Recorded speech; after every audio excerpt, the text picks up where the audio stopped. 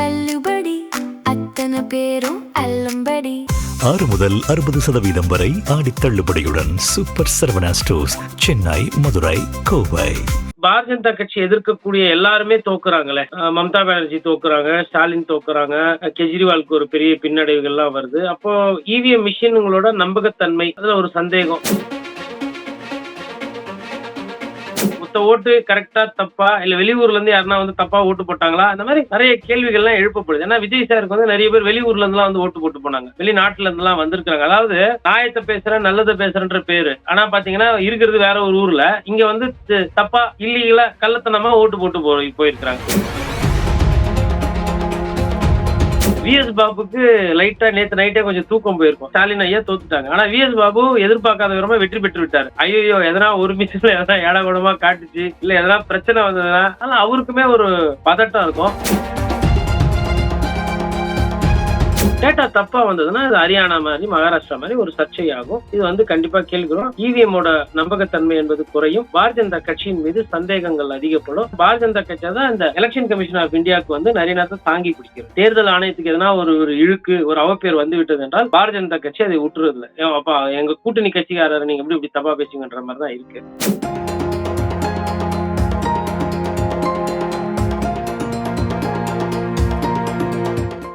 Opinion Tamil பார்வையாளர் அனைவருக்கும் வணக்கம். இன்றைய நேர்காணலில் நம்மோடு இணைந்திருப்பவர் மூத்த பத்திரிகையாளர் திரு கோட்டீஸ்வரன் அவர்கள். சார் வணக்கம். வணக்கம். நேயர்களுக்கு அன்பு வணக்கம்.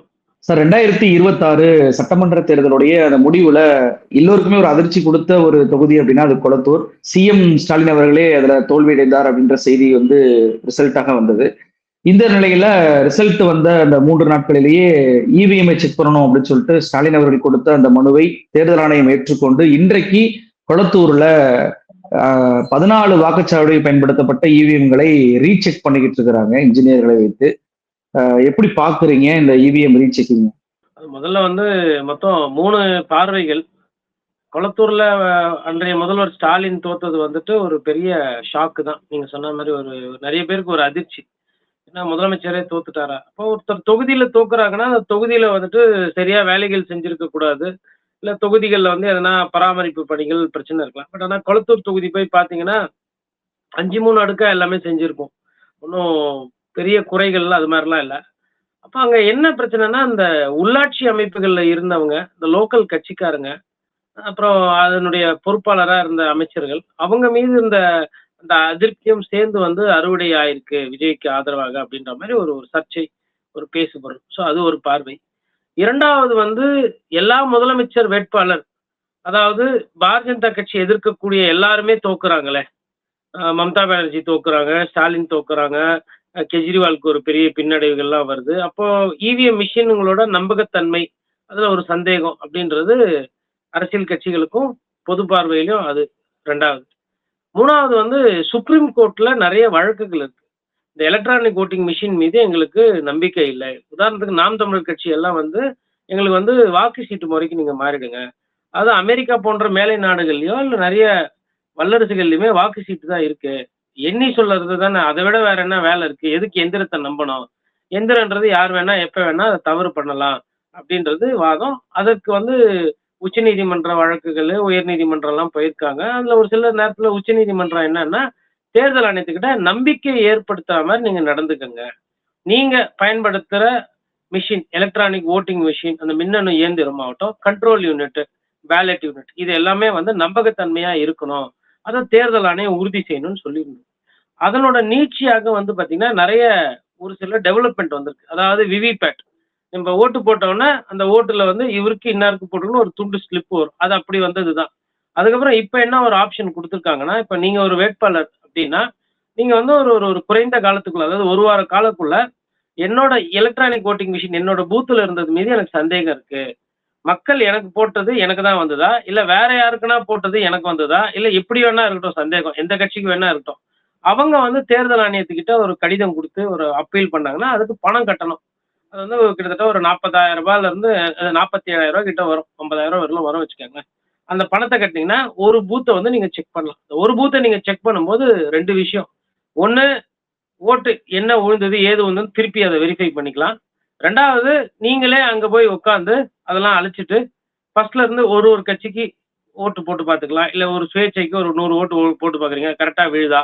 இல்ல மாத்தி மாத்தி போடுறீங்க. உங்க ஆட்கள கொண்டு போய் அப்படின்ற மாரி பண்ணலாம். இதற்கு வந்து பார்த்தீங்கன்னா, ஒரு ஒரு ஒரு டிரான்ஸ்பரன்ட்டா இருக்கணும். அதாவது நாட்டு மக்களுக்கு எல்லாம் வெளிப்படையா தெரியணும் அப்படின்றதுக்காக கொண்டு வரப்பட்ட முயற்சி. இதுதான் இதோட பேக்கிரவுண்டு. திமுக ஏன் இதுல வந்து தேர்தல் ஆணையத்துக்கு போனாங்கன்னா, அவங்களுக்கு ஒரு சில பூத்துல சந்தேகம். அதாவது நமக்கு இங்க கட்சிக்காரங்க இருக்கிறாங்களே, இந்த இடத்துல நமக்கு எப்பவுமே ஓட்டுகள் வருமே, ஏன் இந்த வாட்டி சிதைஞ்சது? எதனால? என்ன காரணம்? ஒருவேள மிஷின்ல தப்பா? இல்ல வேற மக்களே ஓட்டு போடலையா? அப்படின்னு அவங்களுக்கு ஒரு சில கேள்விகள். அந்த கேள்விகளுக்கு விடை தேடி அவங்க போய் பார்க்குறாங்க. அந்த கேள்விகளுக்கு விடை தேடும்போது, நமக்கு வந்து ஒரு சில விஷயங்கள் அதாவது இப்ப நம்ம பேசி முடிச்சதுக்கு அப்புறம் அது ரிசல்ட் வரும். எப்படி வரும்ன்றது தெரியல. பட் முடிஞ்ச அளவுக்கு வந்து வெறும் பெரிய மாற்றங்கள் இருக்காதுன்ற மாரி நான் நினைக்கிறேன்.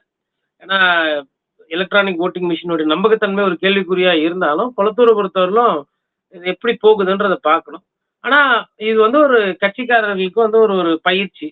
ஒரு அலர்ட்டா இருக்கிறதுக்கு, இது எப்படி ப்ராசஸ் பண்ணணும்னு சொல்லிட்டு, இது வந்து ஒரு ஒரு அவேர்னஸ்க்கு உண்டான ஒரு ஒரு நல்ல ஒரு முயற்சியா நான் முதல்ல இத பார்க்குறேன். 2வது ஒரு வேளை இதுல எதனா தவறுகள் இருக்குமேயானால், அப்படி எதனா தவறுகள் வெளியில வந்துச்சுன்னா, ஏன்னா நம்ம பேசுற நேரத்துல தான் இப்ப செக் பண்ணிட்டு இருக்கிறாங்க. நம்ம காணொளி போடும்போது அது ரிசல்ட் வந்துரும்.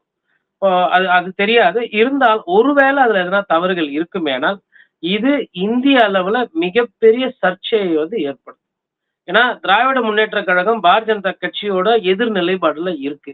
அப்படி இருக்கும் பொழுது, இதுல எதனா தவறுகள் இருக்குமேயானால் இன்னொன்னு அவரு வந்து 8000 சில்லற ஓட்டுல தோக்குறாங்க. ஆனா, இப்ப இன்னைக்கு வெரிஃபை பண்ணும்போது கிட்டத்தட்ட எப்படி பார்த்தாலும் ஒரு 15,000, 16,000 ஓட்டு வரும். அது வந்து 14 பூத்துன்னும்போது. அப்ப அதனுடைய தன்மை என்ன இருக்கு? தாக்கம் என்னன்னு பார்க்கணும். இல்ல, ஒண்ணுமே பிரச்சனை இல்ல. ஃபர்ஸ்ட் வந்து சர்ச்சை ரிசல்ட். 2வது சர்ச்சையே இல்ல, எல்லாம் கரெக்ட்டா இருக்கு அப்படின்னா, அது வந்து ஒரு விழிப்புணர்வு. வாக்காளர்களுக்கோ, இல்ல அங்க இருக்கிற வேட்பாளரா நிக்கிறவங்களுக்கு வந்து அது வந்து ஒரு ஒரு ஒரு அரசியல் ரீதியா ஒரு விழிப்புணர்வை ஏற்படுத்தும்.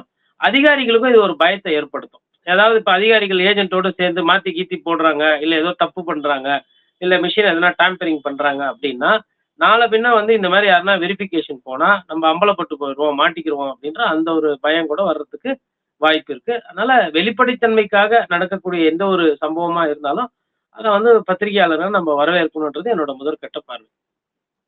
பொதுவாகவே வந்து இவிஎம்ஐ செக் பண்ணணும் அப்படின்னு சொல்லிட்டு திமுக இது வரைக்கும் கோரிக்கை வச்சதே கிடையாது. இது ஒரு முதல் முறையாக ஒரு கோரிக்கை வைக்கிறாங்க. அதுவும் நீங்க சொன்னதை போல அந்த 14 வாக்குச்சாவடியை மட்டும் தேர்ந்தெடுத்ததற்கு காரணம், அதுல நாங்க ரீசெக் பண்ணதுல எங்களுக்கு ஒரு சந்தேகம் இருக்கிறது. அதனால தான் அந்த 14த்து ஒரு வாக்குச்சாவடியை நாங்க தேர்வு பண்ணியிருக்கோம் அப்படின்ற ஒரு வாதத்தை என்ஆர் இளங்கோ அவர்கள் வைக்கிறாரு. இதுல இன்னொரு விஷயம் குறிப்பாக சார், பொதுவாகவே நீங்க சொன்னதை போல ஒரு ரீசெக்கிங் பண்ணுவாங்க ஓட்டு போலானத. அதுக்கப்புறம் மாக் போல் நடத்துவாங்க. இந்த மாதிரி கூடுதலாக பெல் இன்ஜினியர்ஸ்லாம் வரவழைக்கப்பட்டு மைக்ரோ கண்ட்ரோலரையும் பர்ன் பண்ணி அந்த மெமரியை செக் பண்ண போறாங்க அப்படின்ற தகவலும் இருக்கிறது.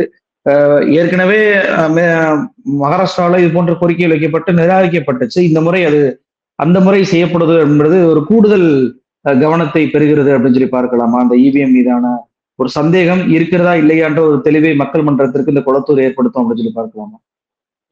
கண்டிப்பா. இப்ப மகாராஷ்டிரத்துல கேட்டப்போ ஒரு சில இடத்துல அனுமதிக்கல. ஒரு சில பிரச்சனைகள் வந்தது. அதுவும் பாரதிய ஜனதா கட்சி ஆளுகின்ற மாநிலங்கள்ல வந்துட்டு இந்த அளவுக்கு ஒரு ஒரு சுதந்திரமா ஒரு விஷயத்த கேட்டா வந்து பண்றது கிடையாது. அந்த ஊர்ல இருக்கிற அதிகாரிகளோ, இல்ல அந்த அரசாங்கங்களோ. பட் இங்க தமிழ்நாட்ட பொறுத்தவரையிலும் தமிழக வெற்றி கழகத்துக்கு அதுல எதுவும் பெரிய ஆட்சேபனை இருக்க வேண்டிய அவசியம் கிடையாது. ஏன்னா அவங்க வந்து இன்னைக்கு அது வந்து குளோஸ் கால் கிடையாது. இப்போ இதே அ நம்ம வந்து இவரு பெரிய கருப்பன் அவர்கள் முன்னாள் அமைச்சரா இருந்தவர் தோக்குறாரு அப்படின்னா, அது வந்து ஒரு ஓட்டு. அது வந்து என்ன ஆயிடும்னா, எல்லாருமே ஒரு பதபதப்பாயிருவாங்க. பதட்டத்துக்கு ஏன்னா ஒரு ஓட்டு. எதனா மொத்தம் ஒரு 280 மிஷின்லேருந்து 300 மிஷின்னு வச்சுக்கோங்களேன் பூத்துக்கு. அப்ப அந்த 300 மிஷினு, அதனோட கண்ட்ரோல் யூனிட்டு, இதுல எதனா ஒரு மிஷினு சரியா அன்னைக்கு வேலை செய்யல. அதாவது அது தப்பையும் காட்ட வேணாம், ரைட்டையும் காட்ட வேணாம். அது ரீசெக்கிங் பண்ணும்போது அன்னைக்கு வேலை செய்யல, தொழில்நுட்ப கோளாறுல அது வந்து டேட்டா காட்டலன்னு வச்சுக்கோங்களேன், என்ன ஆகும்? ஆல்ரெடி சேலஞ்சுல இருக்கு. வில்லங்கத்துல இருக்கு. இவர் வெற்றி பெற்றது செல்லுமா? செல்லாதா? ஒத்த ஓட்டு கரெக்ட்டா? தப்பா? இல்ல வெளியூர்ல இருந்து யாருன்னா வந்து தப்பா ஓட்டு போட்டாங்களா? அந்த மாரி நெறைய கேள்விகள்லாம் எழுப்பப்படுது. ஏன்னா விஜய் சாருக்கு வந்து நெறைய பேர் வெளியூர்ல இருந்துலாம் வந்து ஓட்டு போட்டு போனாங்க. ஓட்டே இல்லாம. அது ஒரு சிக்கல் ஒண்ணு வந்திருக்கு. தமிழக வெற்றி கழகத்துக்கு. வெளிநாட்டுல இருந்துலாம் வந்திருக்காங்க. அதாவது நியாயத்த பேசுறேன், நல்லத பேசுறேன்ற பேரு. ஆனா பாத்தீங்கன்னா, இருக்கிறது வேற ஒரு ஊர்ல. இங்க வந்து தப்பா, இல்லீகலா, கள்ளத்தனமா ஓட்டு போட்டு போயிருக்கிறாங்க. இந்த ஒரு விஷயம் வந்து ஒண்ணு தேர்தல் ஆணையத்துக்கு போயிருக்கு. அப்போ நீங்க என்ன பண்றீங்க? என்ன செய்றீங்க? இப்ப இதே வந்து நீங்க இருக்கிற அந்த வெளியூர்கள் எல்லாம் இந்த மாரி இந்தியர்கள் இங்க இருந்து வந்து அந்த மாரி ஓட்டு போட்டாங்கன்னா, அந்த ஊர்ல இருக்கிற அரசாங்கம் என்ன பண்ணும்? வச்சு செய்யுமா? அதாவது இந்தியா வந்து எப்படின்னா, அங்க இருக்கிறவர்லாம் அழகா இருப்பாங்க. இங்க வந்தோனே குப்பை ரோட்ல போடுவாங்க. இது குப்பையா தான் போயிருச்சு. அது வேற விஷயம். அதுக்குன்ட்டுன்னு நீங்க அந்த ஊர்ல இருக்கும்போது கொஞ்சம் அழகா பார்த்துக்கிறீங்க. அத இங்க பண்ணலாம்ல. இப்ப அதாவது இந்தியா அப்படின்றதோ, இல்ல தமிழ்நாடு என்பதோ என்னன்னா, ஒரு எடகுடமான கம்பெனி வந்தாலும் வச்சுக்கலாம். தொழிற்பேட்டை ஒண்ணு மாசுக்கு பண்ணுது. அது வந்து புவிய வந்து கெடுக்கலாம். அது வந்து குப்பைய கக்கலாம். இல்ல வந்து உங்களுக்கு வந்து ஏர் பொல்யூஷன், வாட்டர் பொல்யூஷன் என்ன வேணா கன்டாமினேஷன் நடக்கலாம். ஆனா, அதெல்லாம் நம்ம இந்திய திருநாட்டுல நம்ம அலோவ் பண்ணுவோம். ஆனா, இப்ப எதுக்கு இத சொல்ல வர்றோம்னா, அந்த மாரி நெறைய பிரச்சனைகள் வந்து இந்த தேர்தலை ஒட்டி வந்திருக்கு. அந்த மிஷினை சம்பந்தமா. அதனால இப்போ இத திருப்பி எண்ணும்போது கண்டிப்பா வந்து ஒரு ஒரு சின்ன ஒரு பதட்டம் இருக்கும். பதட்டம் இல்லாம இருக்காது. சின்ன பதட்டம் இருக்கும். என்ன ஏது? ஏன்னா அந்த தரவுகள போயிட்டு கண்டிப்பா முன்னாள் முதலமைச்சர் ஸ்டாலின் கிட்ட சொல்லணும். அப்ப அந்த கட்சிக்காரங்களுக்கே என்ன நடந்தது? போனோனே என்ன நடந்தது? எல்லாம் கரெக்ட்டா இருந்தா, சரியா இருந்தான்னும்போது, ஏதோ ஒரு வகுப்பு ஆசிரியர்கிட்ட மாணவர் போய் ஒப்பிக்கிற மாரி இருக்கும். ஸோ ஆட்டோமேட்டிக்கா திமுகவுக்கு ஒரு பதட்டம் இருக்கும். விஎஸ் பாபுக்கு லைட்டா நேத்து நைட்டே கொஞ்சம் தூக்கம் போயிருக்கும். ஏன்னா, இவரு வந்து தேர்தல்ல தோத்துட்டாரு. யாரு? ஸ்டாலின் ஐயா தோத்துட்டாங்க. ஆனா விஎஸ் பாபு எதிர்பார்க்காத விதமா வெற்றி பெற்று விட்டாரு. ஐய்யய்யோ! எதனா ஒரு மிஷன்ல எதனா ஏடாகூடமா காட்டுச்சு, இல்ல எதனா பிரச்சனை வந்ததுன்னா, எனக்கு ஆல்ரெடி எம்எல்ஏவா நான் ஆனது எப்படி ஆனேன் எனக்கும் தெரியல. தொகுதி மக்களுக்கும் தெரியல. யாருக்குமே தெரியல. வீட்டுக்கு 2, 2 ஓட்டு சும்மா போடுவாங்கன்னு பார்த்தா, மொத்தமா எல்லா வீட்லயும் 2, 2 ஓட்டு போட்டு ஜெயிக்க வச்சுட்டாங்கன்ற மாரி இருக்கு. அதனால அவருக்குமே ஒரு பதட்டம் இருக்கும். அதுல கொஞ்சம் கூலா ஜாலியா இருக்கிறது யாருன்னு கேட்டா, அதிமுகனுடைய வேட்பாளர் சந்தானகிருஷ்ணன். அவரு வந்து சரி ஓகே, ரைட்டு கூப்பிடுறாங்க. 2 பேரும் டாஸ் போட்டு விளையாட போறாங்க. சரி பார்க்குறாங்க. நம்மளும் கூட போவோமே! நம்ம யாருன்னா ஒரு ஆள் அவரு இப்ப மாவட்ட செயலரா வேற ஆக்கி இருக்காரு. எடப்பாடி பழனிசாமி அவர. அதனால அவரு ஒரு மாவட்ட செயலர்ன்னும்போது, இப்ப மாவட்டம் நின்னு இருக்கு அப்டின்னும்போது, அங்க ஒரு அதிமுக கட்சிக்காரங்க உள்ள அனுமதி கிடையாது. ஆனா எல்லாரும் இப்ப எல்லாம் சித்தார்பேட்டைக்கு வந்திருப்பாங்க. எல்லார் வீடும் பக்கம் தான். சித்தார்பேட்டை, குளத்தூர் பெரிய டிஸ்டன்ஸ் கிடையாது. எல்லாம் வந்து இப்போ பார்த்தீங்கன்னா, ஒரு ஒரு டெமோ மாரி காலையிலேயே செக் பண்ணேன் நான் கேட்டேன். எல்லாம் வந்து கூடி ஒரு மாரி ஒரு ஒரு ஒரு பரபரப்பா பரபரப்புனா ஒரு ஒரு அடிதடி அந்த மாரி இல்ல. ஒரு டீ கடையில 4 பேர் நின்னு பேசுறது. பக்கத்துல இருக்கிற ஹோட்டல்ல போய் உட்கார்ந்து டிஃபன் சாப்பிட்டுன்னு அத பத்தி பேசுறது. அந்த மாதிரி ஒரு ஆக்டிவா இருக்கு. அதாவது அரசியல் என்பது இந்த மாதிரி நகர்வுகள்லாம் இருக்கணுங்க. நீங்க வெற்றி, தோல்வியை தாண்டி நம்ம ஏன் தோத்தோம்? ஏன் ஜெயிச்சோம்? என்ன தப்பு? எலக்ஷன் கமிஷனுக்கு லெட்டர் எழுதுறது, கோர்ட்ல ஒரு 2 கேஸ போடுறது, அதுக்கப்புறமா வந்து அந்த மாவட்ட செயலர்லாம் மாத்துறது, பகுதி செயலர்லாம் கூப்பிட்டு திட்டுறது. இதெல்லாம் பண்ணா தான் ஒரு கட்சி வந்து நீரோட்டமா இருக்க முடியும். அதனால அந்த விஷயத்த பார்க்கும்போது இன்னைக்கு வந்து திமுக வந்து மற்ற கட்சிகள் எல்லாம் சரி வாங்க ஒரு சின்னதா ஒரு எக்ஸர்சைஸ் பண்ணி பார்ப்போம் அப்படின்ற மாரி இப்போ எல்லாரையும் அழைச்சிட்டு போயிருக்கிறாங்க. அதே மாரி மாக் ட்ரில்லும் ஓட்டு போட்டு பார்ப்பாங்க. இப்போ மூத்த வழக்கறிஞர்கள், என்ஆர் இளங்கோ போன்றவர்கள்லாம் அங்க போயிருக்கிறாங்க. இது எப்படி போகுதுன்றத பார்க்கணும். சார் இப்போ ஏற்கனவே இவிஎம் ரீசெக் பண்ணதுல ஹரியானாவுடைய அந்த உள்ளாட்சி தேர்தல ரிசல்ட் என்பது மாறி இருக்கு அப்படின்ற தகவல் உச்சநீதிமன்றமே வந்து தலையிட்டு அந்த ரிசல்ட்டை மாத்தினாங்க அப்படின்றப்போ நீங்க இந்த வெளிநாட்டிலிருந்து ஓட்டு போட்டவர்கள் அப்படின்ற ஒரு முக்கியமான ஒரு விஷயம். இலங்கையிலிருந்து வந்தவங்க அவங்கெல்லாம் குடியுரிமை இல்லாதவங்க எல்லாம் ஓட்டு போட்டு ரிட்டர்ன் ஆகும்போது அந்த வெறுவில் வைக்கப்பட்ட மையினால வந்து சிக்கினாங்க அப்படின்ற விஷயங்கள் இருக்கும்போது குளத்தூரில் ஏதாவது ஒரு சின்ன மாறுதல் இருந்தால் கூட அது தமிழ்நாடு முழுவதும் இருக்கக்கூடிய தேர்தல் ரிசல்ட்டை செக் பண்ணணும் அப்படின்ற கோரிக்கைகள் வைக்கக்கூடிய அளவுக்கு மாறிவிடாதா? இது ஒரு தாவேக்காக்கு ஒரு சிக்கலாக மாறும். இந்த கோரிக்கை எப்படி வரும் நீங்க பாக்குறீங்க? தமிழ்நாடு முழுவதும் மாறுதல் சட்டமன்ற தேர்தல் ரிசல்ட்டை ரீசெக் பண்ணணும் அப்படின்ற கோரிக்கை வைக்கப்படுமா? ஒருவேளை ரிசல்ட் நீங்க கேட்கறது வந்து ஒரு ஒரு ஒரு ஏசியத்தின் அடிப்படையில் ஒரு சந்தேகத்துல கேட்கிருக்கீங்க அந்த கேள்வி. ஒருவேளை அப்படி வரலன்னா பிரச்சனை கிடையாதுங்க. ஒருவேளை அப்படி வந்துச்சுன்னா கண்டிப்பா அந்த கோரிக்கைகள் வந்து நிறைய பேர் வைப்பாங்க. இப்போ ஏன்னா இப்போ உதாரணத்துக்கு இப்போ திருப்பத்தூர்ல ஒரு பெரிய கருப்பன் கூட அவர் கேட்பார் இந்த கேள்வியை. மேபி இவி மிஷின்ஸ் எல்லாம் ஃபுல்லா செக் பண்ணணும். டேலி கரெக்டா இருக்கா அப்படின்னு கூட கேட்கலாம். ஏன்னா ஒரு ஓட்டுல தான் ஒரு தேர்தலில் தோல்வி விட்டுருக்குறாங்க. அதனால அந்த மாதிரி ஒரு ஒரு கேள்வி வந்து வரும். பட் ஆனா பார்க்கணும். நம்ம அவுட்கம்மை வச்சுட்டு தான் நம்ம அந்த கேள்விக்கு முழுசா ஒரு பதில குடுக்க முடியும். நம்ம வந்து ஒரு யூகத்தின் அடிப்படையில வந்து இப்படி இருக்கும், அப்படி இருக்கும்ன்றது இல்ல. 2 ரிசல்ட் வரும். ஒண்ணு டேட்டால எதனா தப்பு வரலாம். இல்ல டேட்டா கரெக்ட்டா இருக்கலாம். டேட்டா கரெக்ட்டா இருந்தா, அது வந்து நம்ம முன்னாடி பேசின மாரி பொதுமக்களுக்கோ, கட்சிக்காரர்களுக்கோ அது வந்து ஒரு பயிற்சி. ஒரு விழிப்புணர்வு பயிற்சி. டேட்டா தப்பா வந்ததுன்னா, அது ஹரியானா மாரி, மகாராஷ்டிரா மாரி ஒரு சர்ச்சையாகும். இது வந்து கண்டிப்பா கேள்விக்குறோம். இவிஎம்மோட நம்பகத்தன்மை என்பது குறையும். பாரதிய ஜனதா கட்சியின் மீது சந்தேகங்கள் அதிகப்படும். ஏன் பாஜக ஒண்டி அது மேல சந்தேகம்னா, ஏன்னா பாரதிய ஜனதா கட்சி தான் இந்த எலெக்ஷன் கமிஷன் ஆஃப் இந்தியாவுக்கு வந்து நிறைய நேரத்தை தாங்கி பிடிக்கிறது. தேர்தல் ஆணையத்துக்கு எதனா ஒரு ஒரு இழுக்கு, ஒரு அவப்பேர் வந்து விட்டது என்றால் பாரதிய ஜனதா கட்சி அதை விட்டுறதில்ல. அப்பா எங்க கூட்டணி கட்சிக்காரர் நீங்க எப்படி இப்படி தப்பா பேசுங்கன்ற மாதிரி தான் இருக்கு. அதனால இறுதியா எண்ணி வந்த உடனே பார்க்கணும். பட் எனக்கு என்னமோ இதுல பெரிய சர்ப்ரைஸ் இருக்காது அப்படின்ற மாதிரி தோணுது. நிகழ்ச்சியில் கலந்து கொண்ட பல்வேறு தகவல்கள் நேற்று பயந்துட்டீங்க. ரொம்ப நன்றி சார். நன்றி.